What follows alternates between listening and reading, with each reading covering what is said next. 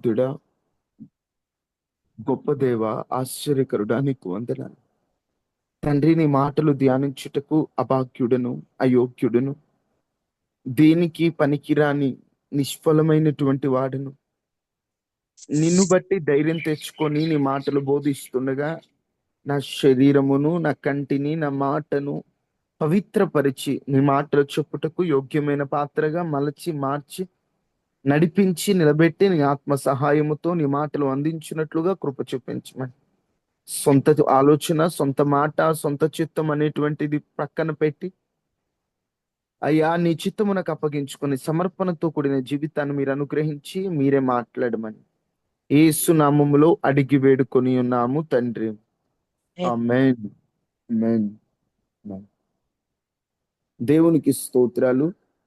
ఈ ఉదయకాల ప్రార్థనలో ఈ విధముగా పాల్గొనిన మీ అందరికీ కూడా ప్రభు అయిన యేసుక్రీస్తు నామంలో నా హృదయపూర్వకమైన వందనాలమ్మా. దేవుడు మిమ్మలను, మీ కుటుంబాలను ఆశీర్వదించును గాక. ఆమేన్. ఆమేన్. మీ కుటుంబాలలో ఏలుబడి చేస్తున్న దరిద్రత యేసు నామములో కొట్టివేయబడును గాక. ఆమేన్. ఆమేన్. మీ కుటుంబాల్లో అనుభవిస్తున్నటువంటి ప్రతి శాపపు కాడి యేసు నామములో విరగొట్టబడును గాక. ఆమేన్. ఆమేన్. దేవుడే మీ ఇంటిని ఏలుబడి చేసి ఆయనే రాజై మీ ఇంటిని ఏలును గాక. ఆమేన్. ఆమేన్. ఆమేన్. కొద్ది నిమిషాలు దేవుని వాక్యాన్ని మనం ఆలకిద్దాం. మనందరికీ బాగా తెలిసినటువంటి మాట విలాప వాక్యములు 3వ అధ్యాయం 27వ వచనం. విలాప వాక్యములు 3వ అధ్యాయం. యవన కాలమున కాడి మోయుట నరునికి మేలు. కాడి మోయుట నరునికి మేలు. యవన కాలమున కాడి మోయుట నరునికి మేలు. ఈ మాటని మనం ఎన్నోసార్లు వింటూ ఉంటాము, చదువుతూ ఉంటాము. మనకి బాగా తెలిసినటువంటి మాట. ఆ పై వచనాన్ని మనం చదువుకుంటే 25 నుండి, తన్ను ఆశ్రయించు వారందరి ఎడల, ఎవరైతే దేవునిని ఆశ్రయిస్తారో, ఆశ్రయము అనేటువంటి మాటకి అర్థం ఏమిటంటే ఏ దిక్కు లేని సమయంలో శత్రువు ఆ బాణాలకి, శత్రువు దాడులకి తప్పించుకోవడానికి మార్గము లేని సమయములో, ప్రమాదములో ఉన్న సమయములో మనము దాగుకొని కాపాడబడే స్థలాన్ని ఆశ్రయము అంటారు. ఉదాహరణకి మొన్నటికి మొన్న విజయవాడలో తుఫానులు వచ్చాయి. తుఫానులు వచ్చినప్పుడు లోతట్టు ప్రాంతాలలో ఉన్నటువంటి వారు చాలా ఇబ్బంది పడ్డారు. ఇళ్లలోకి నీరు వచ్చేసి, మోకాళ్ళ లోతు, నడుము లోతు నీళ్ళు వచ్చేసి చాలా ఇబ్బంది పడినప్పుడు వాళ్ళ ఇళ్లలో నుండి ఆ ప్రమాదము నుండి వారి తప్పించడానికి వారిని ఆశ్రయాలకు పంపించారని మనం న్యూస్ లో చూస్తూనే ఉన్నాం. అంటే ఆశ్రయము అంటే ఆ ప్రమాదము నుండి వారు తప్పించబడటానికి వారిని కాపాడే ఓ ప్రదేశమే ఆశ్రయం.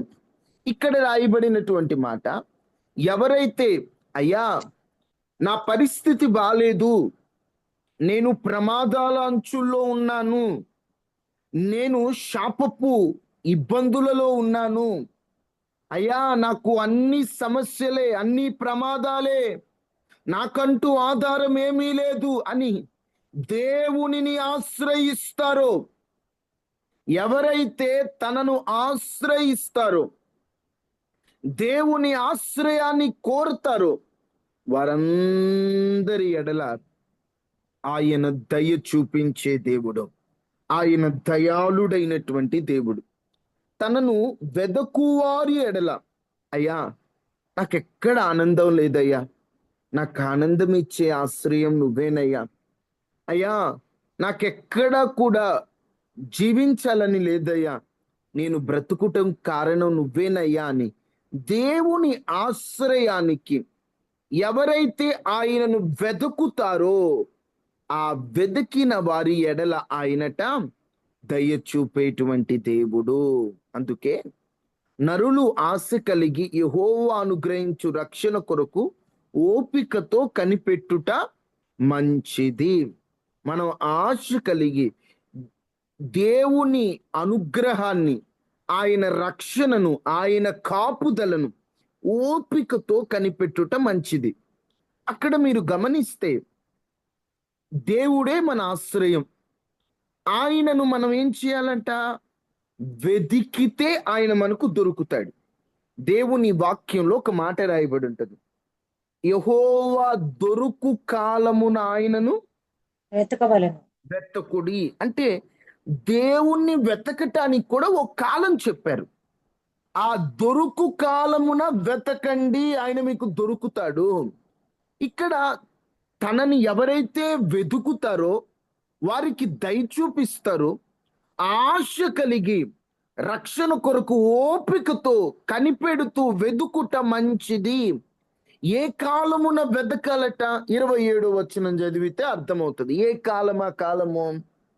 యవన కాలమున కాడి మోయుట నరునికి మేలు. యవన కాలమున, యవన కాలమున దేవుణ్ణి వెతకటానికి కూడా ఓ ప్రత్యేకమైన కాలం ఉన్నదట. అంటే ముసలి వాళ్ళు వెతికితే ఆయన దొరుకుతాడు. కానీ ఆయన దొరికినప్పుడు ఆయన్ను ఆశ్రయించి నీవు ఆశీర్వాదాన్ని అనుభవించాలంటే యవన కాలమే సరి. బాల్యకాలమున నువ్వు ఆయనను వెతికినా ఆయన పనిలో వాడబడుటకు నీ జ్ఞానము సరిపోదు. అదే వృద్ధాప్యములో వెతికిన దేవుణ్ణి నువ్వు పొందుకున్న ఆయన పనిలో వాడబడడానికి నీ ఓపిక సరిపోదు. అలాంటి సమయంలో నువ్వు దేవుణ్ణి వెతికే కాలం ఏదైనా ఉన్నదంటే అది యవన కాలము. అందుకే యవన కాలమున కాడి మోయుట నరునికి మేలు. యవన కాలమున కాడి అంటే ఓ బరువు, ఓ బాధ్యత, ఓ కాడి. ఇప్పుడు కాడి అనేటువంటి మాటను జంతువులకు వాడతారు. వాటి భుజముల మీద పెట్టే బరువును కాడి అంటారు. ఇప్పుడు యవన కాలమున కాడి మోయుట. యవన కాలమున కాడి, ఏ కాడి? దేవుడు పెట్టే కాడుంది, ఆ కాడిని మోయాలట. ఏ కాడి? లోకపు కాడి వేరు, దేవుడు పెట్టే కాడి వేరు. దేవుని కాడి కొంచెం కష్టంగానే ఉంటది. క్రైస్తవుడిగా బ్రతకడం అంటే అంత సులభం కాదు. క్రైస్తవునిగా ముందుకెళ్ళడం అంటే అంత అనుకున్నంత సులభంగా ఉండదు. లోకంపై జయం ఉండాలి. పాపపు ఆలోచనల పట్ల జయాన్ని పొందుతూ ఉండాలి. ఇష్టానుసారంగా బ్రతకడానికి అవకాశం లేదు. నోటికొచ్చినట్లు మాట్లాడడానికి అవకాశం లేదు. చూపులు మారాలి, తలంపులు మారాలి, నడత మారాలి, ఆలోచన మారాలి, జీవిత విధానం మారాలి. అంత మార్పుపై కొనసాగాలి. అదే క్రైస్తవ్యం అంటే. నాకు నచ్చినట్లు నేను జీవిస్తాను, నాకు ఇష్టమైనట్లు నేను బ్రతుకుతాను, నాకు ఒకడు చెప్పాల్సిన అవసరం లేదు, నా లైఫ్ నా ఇష్టం, డోంట్ జడ్జ్ మీ అనడానికి లేదు. మనుషులు జడ్జి చేయకపోయినా దేవుడు జడ్జి చేస్తాడు. ఆయనకు లోబడుతూ నీ సొంత ఇష్టాలను చంపుకొని ఆయన చిత్తానికి తల వంచి ముందుకు వెళ్ళడమే క్రైస్తవ్యం. క్రైస్తవునిగా ఈ కాడి కష్టమే. ఫ్రెండ్స్ అందరేమో తాగుదాం పరా అంటారు, కానీ క్రైస్తవుడిగా ఉన్నావే అటువైపు వెళ్ళకూడదు. ఫ్రెండ్స్ అందరేమో సినిమాకి వెళ్దామా అంటారు, క్రైస్తవునిగా ఉన్నావే అలా వెళ్ళకూడదు. లోకస్తులందరూ చిన్న తగాద అయితే రా వచ్చి తిట్టు తేల్చుకుందామంటారు, కానీ దేవుని పిల్లలుగా నోరు జారకూడదు. కష్టమే, కాడే. బరువే. ఈ లోకంలో క్రైస్తవునిగా బ్రతకడం అంత సులభం కాదు. మరి ముఖ్యంగా ఈ టెక్నాలజీ పెరిగిపోతున్న రోజులలో నిజమైన క్రైస్తవుడిగా బ్రతకడం చాలా కష్టం. నేను నిజమైన క్రైస్తవుడైన పదాన్ని ఎందుకు వాడానంటే, నార్మల్ క్రైస్తవులుగా కూడా బ్రతికే వాళ్ళు ఉన్నారు. పేరు గొప్ప ఊరు దెబ్బ అన్నట్టు, పేరుకి క్రైస్తవుడే కానీ క్రీస్తు ఉండడు లోపల. పేరుకి బయట వాగ్దానం ఉంటది, నేనును నా ఇంటి వారుని యెహోవాను సేవించదాం. అన్ని అబద్ధాలే. పేరుకు వాగ్దానమేమో అలా ఉంటది ఇంటి ముందు. ఇంట్లో వాళ్ళంతా కూడా లోకస్తులై చూడరానివి చూస్తూ ఏనాడు కుటుంబ ప్రార్థన జరగదు. ఏనాడు ఆ ఇంట్లో దైవికమైన పాటలు వినబడవు. ఏనాడు ఆ ఇంట్లో ప్రార్థన వినబడదు. ఎప్పుడు తగాదాలు, గొడవలు, సినిమా పాటలు, అసహ్యమైన మాటలు, ఇవేనా మీ ఇంట్లో వినబడుతుంది? క్రైస్తవుడిగా యాక్షన్ చేయడం చాలా సులభం అండి. ఈరోజు చాలా మంది క్రైస్తవులు యాక్షన్ చేసే వాళ్ళు ఉన్నారు. పుట్టు క్రైస్తవులు అంటారు, వారందరూ కూడా నిజమైన క్రైస్తవులు కారు. నిజమైన క్రైస్తవుడి భుజముల మీద కాడి ఉంటుంది. ఆ కాడి వలన తన సొంత ఇష్టాలు చంపుకోవాలి. ఆ కాడి వలన లోకం చులకనగా చూస్తారు, అవమానాలు ఎదురవుతాయి, ఓపికతో భరించాలి. ఆ కాడి కష్టమే, ఆ కాడి ఇబ్బందే, ఆ కాడి నష్టం వచ్చినట్లుగానే ఉంటుంది. తప్పదు, తప్పదు, తప్పదు. ఆ కాడిని మోయాలి. ఆ కాడిని మోస్తే నీ యవ్వన కాలమున నీ జీవితం మేలుకరంగా సాగిపోతుంది. అది ఎంతో ఆశీర్వాదం, ఎంతో ఆశీర్వాదం. ఎందుకంటే నువ్వు నిజ క్రైస్తవుడిగా బ్రతకాలనుకున్నావు కాబట్టి నీ మీద ఆ కాడి మోపిన వాడు యెహోవాయే. దేవుడే కాడిని మోపాడు. దేవుడే ఆ పరిస్థితికి అనుమతించాడు. అందుకని యవనస్తులారా, ఒకటి చెప్తున్నా, కొంచెం కష్టమైన యవనస్తులంటే కొంతమంది అనుకుంటారు మాదేముందిలే, 35-40 లోపంతా యవనస్తులే. వీరైనా పెద్దవారైనా ఎవరైనా గుర్తుపెట్టుకోండి, నిజ క్రైస్తవుడిగా బ్రతకాలని ముందుకెళ్దాం. నామకార్థంగా యాక్షన్ చేసే క్రైస్తవులుగా కాదు. ఏదో ఆదివారాలు అలా ప్రార్థనకి వెళ్ళొచ్చి స్తోత్రం హల్లెలూయా అని బైబిల్ లోపల పెడితే మళ్ళీ వచ్చే వారమే తీసేవారిగా కాదు మనం. అలాగున మనం ముందు ఉండకూడదు. ఈరోజు కొంతమంది ఏంటంటే ఆదివారం పెట్టిన బైబిల్ మళ్ళీ వచ్చే ఆదివారమే మళ్ళీ తీసేది. ఇక వారంలో పని లేదా బైబిల్తో? ఆహా, పని లేదు బ్రదర్. కొంతమంది మా చర్చిలో యవన స్త్రీలు చెల్లెళ్ళు బైబిల్ అన్ని చర్చిలో పెట్టెళ్తున్నారు.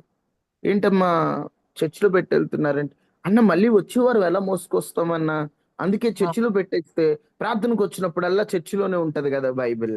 అంటే దాని అర్థం ఏంటి?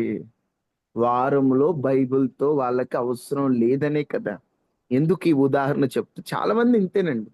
బైబిల్స్ అలా పెడతారు, మళ్ళీ నెక్స్ట్ వీకే మధ్యలో బైబిల్ చదివేది ఉండదు, ప్రార్థన చేసుకునేది ఉండదు. ఏదో ఇష్టమైతే ప్రార్థనలోకి వస్తారు, కష్టమైతే మానుకుంటారు. అది నిజమైన క్రైస్తవమేనా?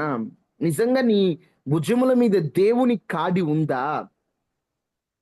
దేవుని కాడి మోస్తున్నావా? దేవుని కాడి ఒకవైపు అయితే సాతాను కాడి ఉంటది, ఆ కాడి క్రింద ఉన్నావేం మా? నీ భుజముల పైన దేవుడు మోపే ఈ కాడి లేకపోతే దాని అర్థం ఏంటి? ఇంకో కాడి ఉందని అర్థం. ఏ కాడి?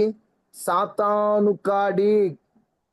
కాడి మోయటం అంటే బరువు మోస్తూ యజమానుని ఆధీనంలోకి రావడం. దేవుని కాడి నువ్వు సరిగ్గా మోయలేకపోతున్నావంటే సాతాను కాడి మోస్తున్నావు అని అర్థం. ఏ కాడి క్రింద ఉన్నామో ఎలా చెప్తామంటే, ఫలాన్ని బట్టి చెట్టును చెప్పినట్టు.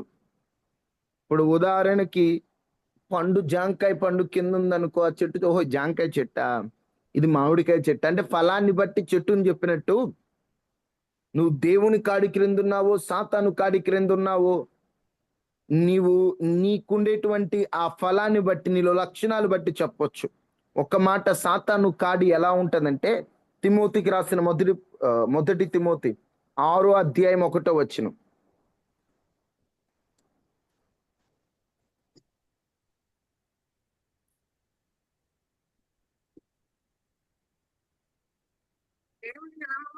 దేవుని నామమును ఆయన బోధయు పడుకుంటున్నట్లు దాసత్వము నుండి దాస్యత్వమును కాడి క్రింద దాసత్వమును కాడి క్రింద ఉన్న వారందరూ తన యజమానులను తమ యజమానులు పూర్ణమైన ఘనతకు పాత్రులని ఎంచవలెను. ఇంకొక కాడి ఇక్కడ కనిపిస్తుంది. ఏ కాడట ఆ కాడి? చెప్పాలి. దాసత్వం మీరు చదివారు కదా ఆ మాట. 6:1 ఒక కాడి కనిపిస్తుంది. దాసత్వము దాస్యత్వమని కాడి, దాస్యపు కాడి. దాస్యము అంటే బానిసలుగా మార్చి. ఈరోజు సాతాను అందరి మీద, చాలా మంది యవనుల మీద ఈ కాడి పెట్టాడు. ఈ కాడి ముందుకు వెళ్ళనివ్వకుండా చేస్తుంది.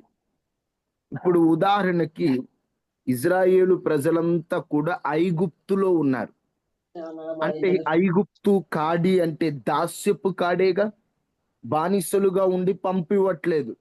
మా పాటికి మేము పోతామయ్యా బాబు అంటే, మీరు పోతే ఎట్లారా, మీరుండండి, మీరుండాలి అని చెప్పి వారు బానిసత్వపు కాడి క్రింద ఆనాడు ఇజ్రాయేలు ప్రజలను ఉంచినట్టే సాతాను కూడా ఈరోజు చాలా మందిని దాస్యపు కాడి క్రిందకు ఉంచాడు. అందుకే చాలా మంది బానిసలుగా మారిపోతున్నారు. బ్రదర్, నేను సినిమాకి బానిసను, అది చూడకుండా నేను ఉండలేకపోతున్నాను. అయ్యా, నేను సెల్ ఫోన్ బానిసను, ఇది కూడా ఒక కాడండి, మనకు తెలియట్లేదు. సాతాను రిమోట్ ఇది. ఈరోజు ఎట్టా ఆడాలో అట్టా ఆడుతున్నాడు, మనతో ఆడుతున్నాడు సాతాను. మనకు తెలియకుండానే మనం ఈ సెల్ ఫోన్ బానిసత్వంలోకి వెళ్ళిపోయాం. ఒక్క రోజు మనం ఎవరమైనా, నాతో సహా, ఫోన్ లేకుండా ఒక్కరోజైనా గడపగలుగుతున్నామా? ఒకటి బానిసవడం అంటే ఏంటి? అది లేకుండా నేను ఉండలేను, అదే కదా బానిస. దాన్ని విడిచి నేను బ్రతకలేను, అదే దాస్యం, అదే బానిస. మన అవసరాలకి ఫోన్ వాడటం తప్పని నేను చెప్పలేను.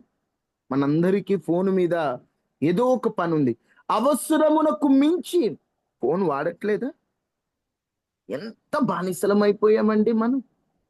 ఆనాడు ఇజ్రాయేలు ప్రజలు ఐగుప్తు దాస్యం కింద ఉన్నట్టు మనం కూడా ఈరోజు బానిసలుగా సాతాను కాడి క్రింద ఉన్నామేమో. సాతాను కాడి క్రింద, దాస్యపు కాడి క్రింద ఉంటే ఎలా ఉంటదంటే, చూడండి నిర్గమాకాండం 1:11 ఆనాడు వారు ఆ దాస్యత్వపు కాడి క్రిందే ఉన్నారు కదా. పరిస్థితి అప్పుడు ఎట్లుందో నిర్గమాకాండం 1:11.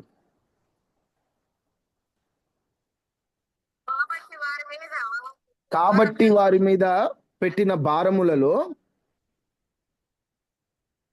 వారిని శ్రమ పెట్టుటకు వెట్టి పనులు చేయ అధికారులను వారి మీద నియమింపగా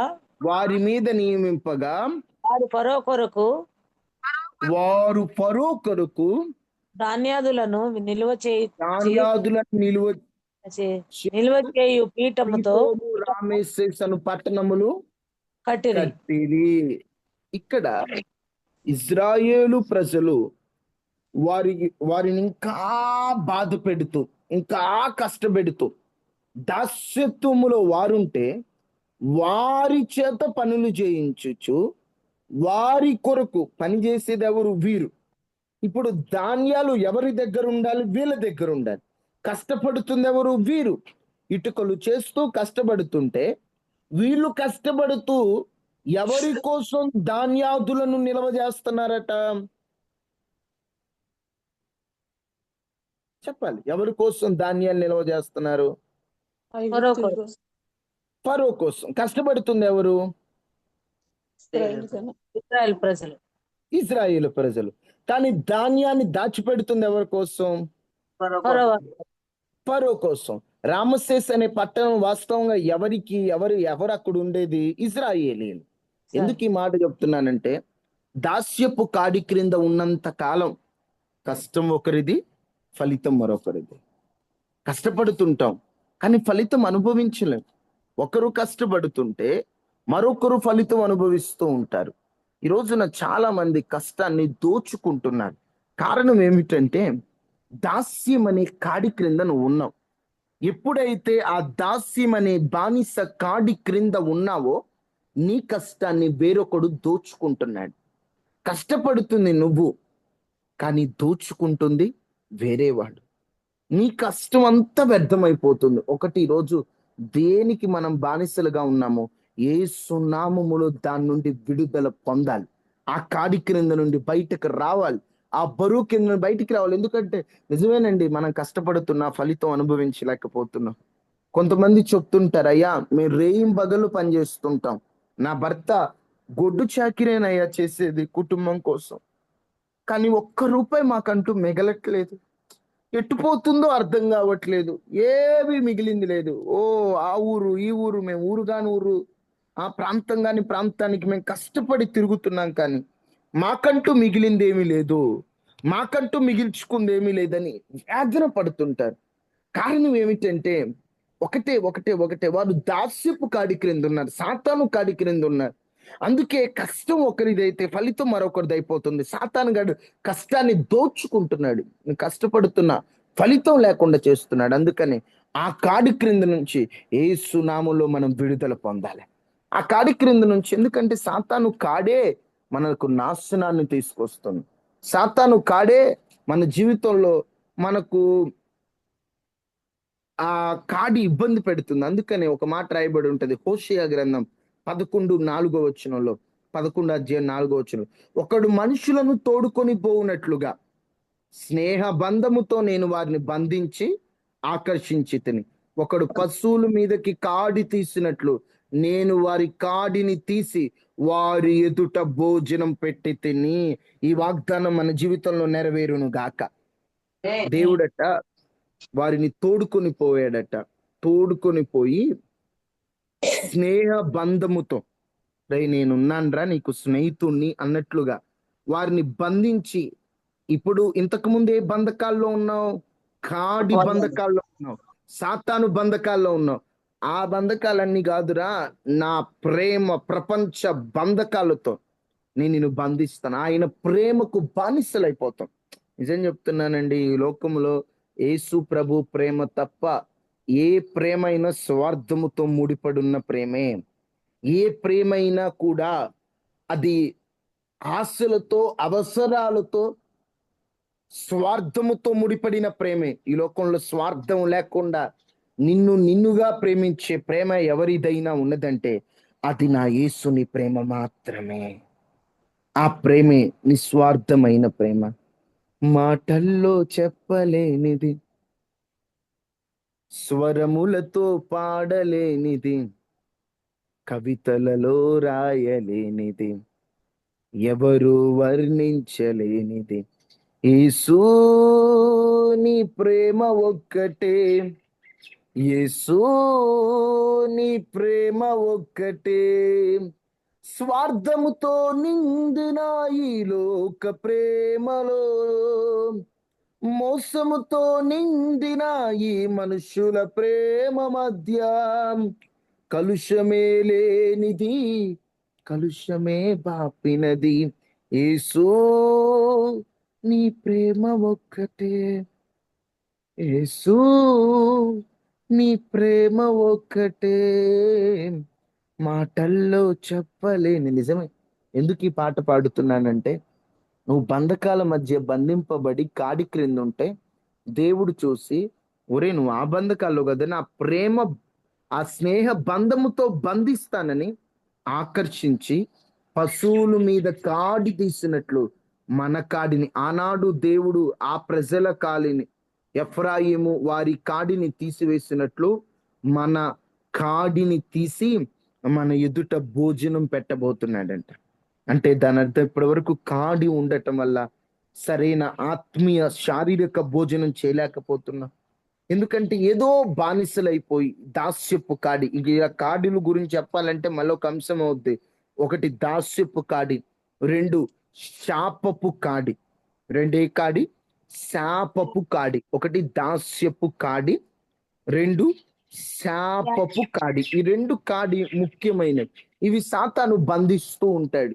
ఈ కాడిని దేవుడు తీసివేసి మన ఎదుట భోజనం పెట్టబోతున్నాడు. అబ్బా, నిజంగా దేనికి బానిస అయి ఉన్నావు బ్రదర్?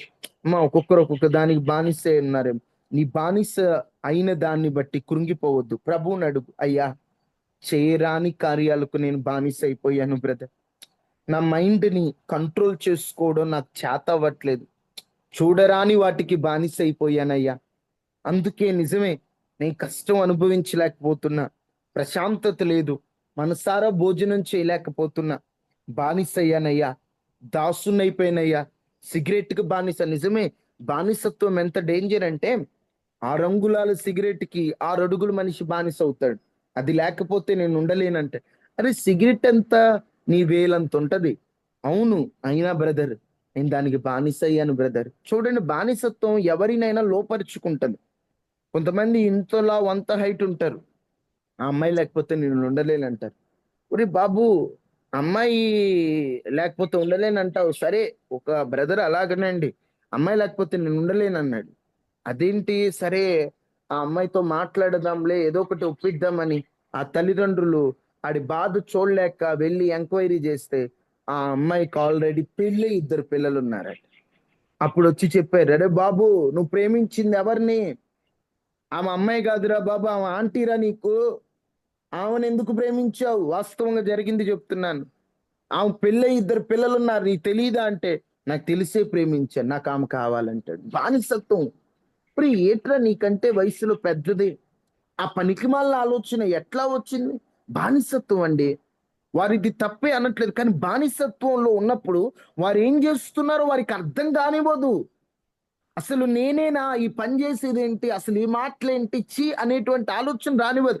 సాతాను వారిని బానిసలు చేసేసిద్ది, బానిసలుగా మార్చేస్తుంది. వాళ్ళకి తెలీదు, వాళ్ళు ఏంటంటే సాతాను ఎట్టాడిస్తే అటు. ఇప్పుడు రిమోట్ గనక, రిమోట్ బొమ్మలు ఉన్నట్టు, రిమోట్ ఎటు నొక్కితే బొమ్మ అటు పోయిద్ది అన్నట్టు, సాతాను చేతిలో రిమోట్ బొమ్మలు అయిపోతున్నారు ఈరోజు యవనస్తులు.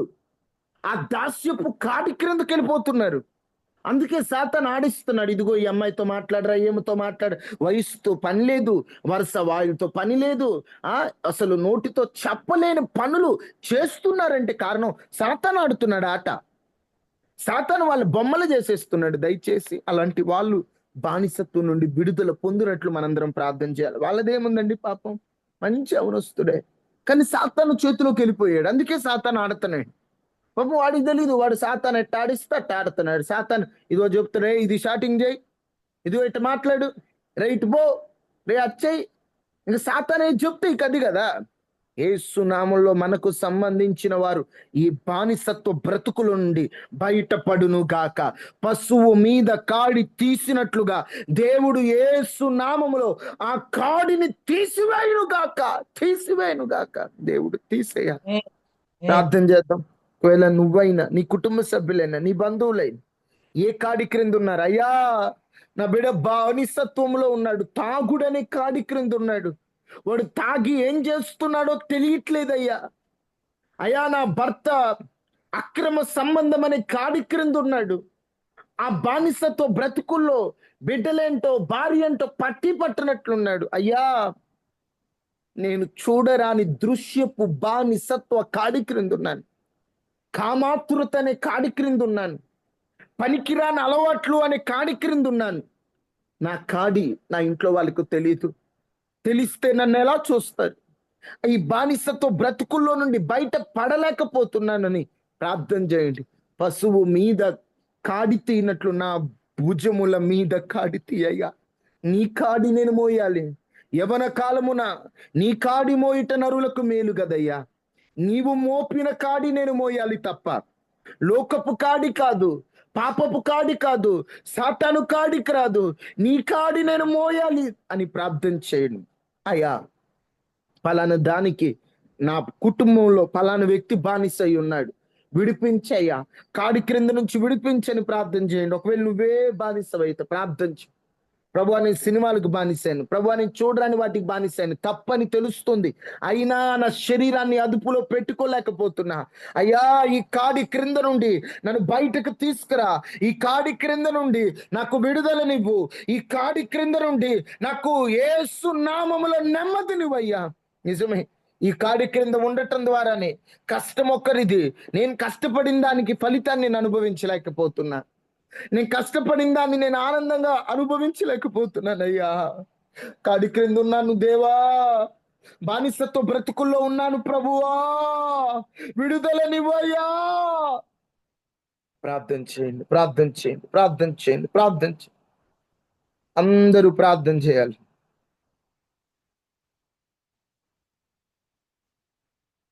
విడుదల సమీపించెను, నీకు వెలుగు ఉదయించెను. విడుదల సమీపించెను, నీకు వెలుగు ఉదయించెను. అయ్యా, విడుదల, విడుదల, విడుదల, విడుదల. యేసు నామంలో కాడి, ఆ సాతాను దాస్యపు శాపపు కాడి నుండి ఈరోజు ఈ వర్తమానం వింటున్న నీ పిల్లలు విడుదల పొందాలయ్యా. ఆనాడు ఎఫ్రాయిము ప్రజలకు మాట ఇచ్చినట్లుగా, స్నేహ బంధముతో బంధించి ఆకర్షించినట్లుగా, నాయనా నీవు నీ స్నేహం ద్వారా, నీ ద్వారా నీ కాడి నుండి మేము బయటికి రాగలం. మా శక్తి సామర్థ్యాలు సరిపోవు, మా బలము సరిపోదు, మా తెలివి సరిపోదు, నీ కాడే కావాలయ్యా, నీ కాడియే కావాలి దేవా, నీ కాడియే మాకు అవసరం నాయన.